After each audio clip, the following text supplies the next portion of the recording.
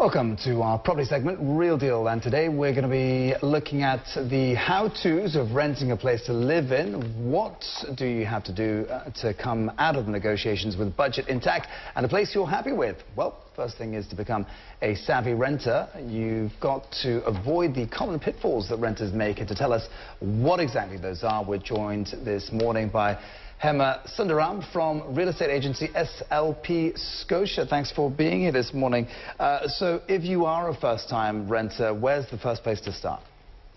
I would say the first place to start would be a portal, or forums, because before you actually look for an apartment, you need to kind of gain a bit of information. So the portals and the forums will give you the first introduction. Thereafter, then I would say it would be good to get in touch with a couple of agents that either you've been recommended or you feel you're going to be comfortable with. What about setting a budget, though? So, I mean, wouldn't you recommend kind of getting a handle on your finances first, yes, or even try to get a sense for what you can afford? Because I know a lot of people that get kind of wrapped up in the location, but then they realize, oh, maybe I'm priced out of that location. No, you're very right about that. I think the most important thing is to know the budget, because if you do not know your budget, then it kind of leaves you nowhere. So when you kind of know your budget, that helps you kind of streamline, which location you should be looking at. If you're looking at something that you think you're going to be priced out, then, either you increase your budget or you stick to a different location. So the budget is a very important factor. I was just reading through some of the questions here, and I gather that some people actually will rent an apartment without even looking at an apartment first. I'm surprised. I'm surprised. How can you do that? But at the same time, there are people, obviously, who live overseas, and they need to make that decision from abroad as well. What would you recommend in that scenario? I've actually encountered that once, where I've had a client who made a call and said, I'm looking for this apartment. But they had a friend who was living in Singapore, so I actually... They were like a proxy? Yes. Okay. So we had, two people giving our opinion. Yeah, okay. So we had, two people giving our opinions. So they actually moved into an apartment or a cluster house, actually, without even looking at the apartment. I have to say, when I first moved here, you just reminded me, I was in a similar situation where I could only do a one-time visit before I looked at things. Yes. But you do recommend at least looking at the place several times, not just the one time. Well, surely it must be a bit of a warning sign if they say you can only have a one-time visit. Yeah. Yeah. Well, you go when the agent is not there. Right? I mean, that's what I was told all the time. Like because the agent obviously has an interest in renting the place out. But definitely, if you go at night, you can see what it's like at night. Maybe there's some dogs barking. Maybe there's some, some noise. It is always good. I would always recommend, most of my clients come in, they spend a few days to view apartments, so I take them to various places, but what I would always recommend is they go and take a look at the place on their own, walk around the surrounding area on their own, so they get a feel of it to see if they're comfortable. So, it is always good to come in and view the apartment, at least once. But a lot of times, because most tenants are expatriates, they tend to make a 2 or 3 day visit to Singapore to view apartments, and a lot of times they lock it down within the 2 or 3 days. Yeah, quick decision. What are the biggest mistakes you've seen people make?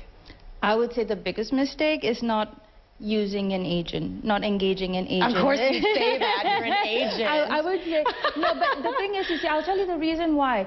That's because a lot of times when I have seen tenants, try and take on the role on their, by themselves, do the search by themselves, the process is a lot longer. Yes. And when you actually engage an agent, we help to streamline your requirements, we streamline whatever that's not required, and you only see those that really fit your requirements. It is a sort of difficult situation sometimes. I mean, obviously agents are most familiar with the market, but then agents are often motivated to get the highest price for the landlord. So, as a sort of renter, how do you balance that? Yeah. Okay. Like in SLP Scotia, we have a corporate leasing division. And we focus mainly on tenant management. So most of our clients are tenants, not the landlords. So we really focus on what the tenant requirements are. So it is full representation to our client as a tenant. But it really has to be the onus on the renter to know what the market prices are. So I don't rely solely on someone telling me what they think it is. It's like doing your own research, isn't it? Definitely, yes. So you see, when you want to do your own research, one way would be agents will always have apps or tools, to show you. So when you actually view an apartment, and if you really, really like it, you can speak to your agent, or you can go online and look for what the recent transactions are. Do you have tips for negotiating rents? Because this is a kind of a good market right now. No, I mean, there's something I really want to ask here that I think is really interesting is, motivated landlords are obviously the ones that are most likely to give you a best deal because, they're the ones who want to get their properties off their hands. But how do you, I understand you've got some tips on this, how do you tell if a landlord is motivated or not? Motivated is a good word for desperate. Let's just tell our viewers out there. Well, it's quite challenging to find motivated landlords because a lot of times, they are renting the apartments, as an investment. So everyone is expecting to get a fair market value. But I would say couple of questions that tenants can actually ask, either the agent or the landlord. One would be, how long has the unit been vacant for? If the unit has been vacant for a very long time, then either... Pitch low.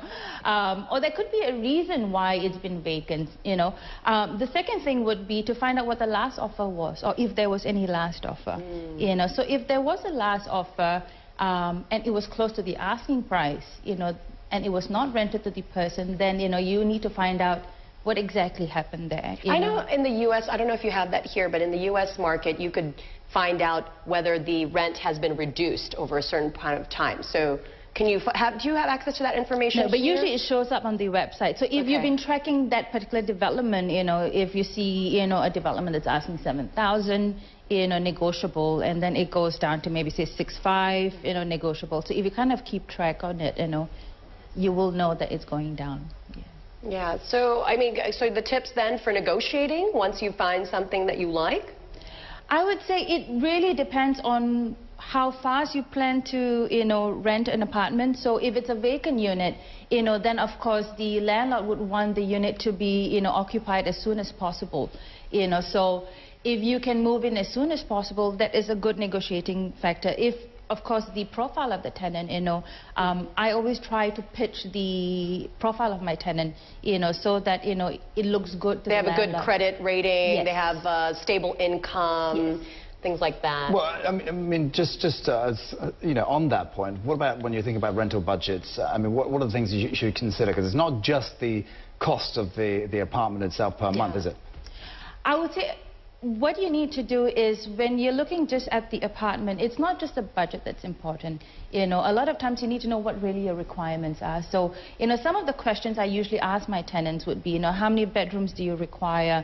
And a lot of times Westerners are not used to the size of the Singapore apartments because they're used Unless you live in New York. Yeah. Like then you know that it's small. Yes, but a lot of them are used to staying in large spaces. So you need to find out what, it would be the minimum requirement of the floor area that, they require. Third would be, do you require a partial furnished unit or a fully furnished unit? And the term of the lease. And of course, if a tenant is coming in with a family, in particular with kids, you want to find out where's the office location going to be, where are the children going to be schooling, because then what we can do is to look at all the information and give, good advice, and good options as to, okay, based on your budget and based on your requirements, I would recommend that you look at these locations. And you mentioned also the hidden fees of condo maintenance, right? Is that usually packaged into... It's usually packaged into the rent. Into the rent, okay. So it's not something that's additional that you have to be aware of. So if a landlord requests that at any point, then you should... red flags. Yes. Usually it will be stated in the agreement that it's part of the maintenance. Now, just to veer a little bit off, what if you decide, you move in, you decide on a place, and then you don't like it? Is there kind of a way out? Can you get out of something? Because, I've been in situations where I made a rash decision and then I regret it. So is there anything we can do about that?